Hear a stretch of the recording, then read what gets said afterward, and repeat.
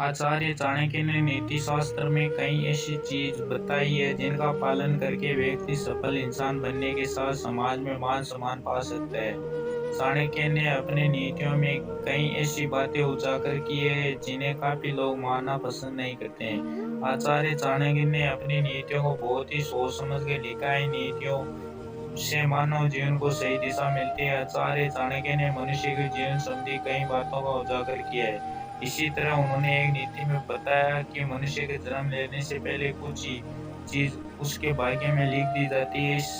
ऐसे में इन 5 चीजों से वह चाह कर भी छुटकारा नहीं पा सकता।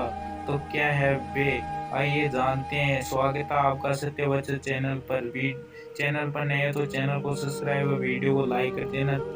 शुरू करते हैं आगे की प्रस्तुति। पहला है उम्र। आचार्य चाणक्य ने अपने इस श्लोक के द्वारा बताने की कोशिश की है कि जब कोई मनुष्य माँ के गर्भ में होता है तभी उसके भाग्य का निर्धारण हो जाता है। जन्म से पहले उसकी उम्र बारे में लिख दिया जाता है। इसलिए कहा जाता है कि हर किसी की मृत्यु का समय पहले से तय होता है। दूसरी है विद्या। नीति शास्त्र के मुताबिक व्यक्ति कितनी भी विद्या यानी पढ़ाई करेगा इसके बारे में भाग्य में भी लिख दिया जाता है। इसलिए कई बार हम चाहकर भी कुछ चीजों को हासिल नहीं कर पाते हैं। अगर आप अपने भाग्य से आगे विद्या प्राप्त करने की चाह रखते हो तो वह किसी न किसी तरह आपको नहीं मिल पाती है। वह बात अलग है कि कई बार आपकी इच्छा शक्ति इतनी प्रबल होती है कि ईश्वर आपके कठोर परिश्रम से अगर प्रसन्न हो जाते हैं तो आपको दे देता है। इतना ही नहीं, आप कितने साल तक जिएंगे और कब मृत्यु होगी इस बारे में पहले भाग्य में लिख दिया जाता है। चाणक्य के मुताबिक माँ के गर्भ में व्यक्ति की आयु लिख दी जाती है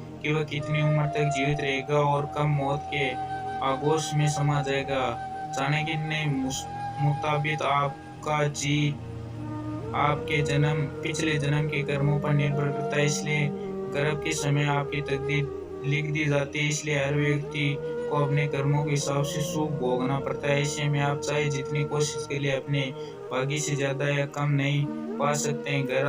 घर आपको कितना धन मिलेगा इस बारे में आपके भाग्य में लिखा होता है। इसलिए इंसान को अपने जीवन को बहुत ही सदाचार होकर जीना चाहिए जिससे अगले जन्म में आप सुख समृद्धि के समय को व्यतीत कर पाए।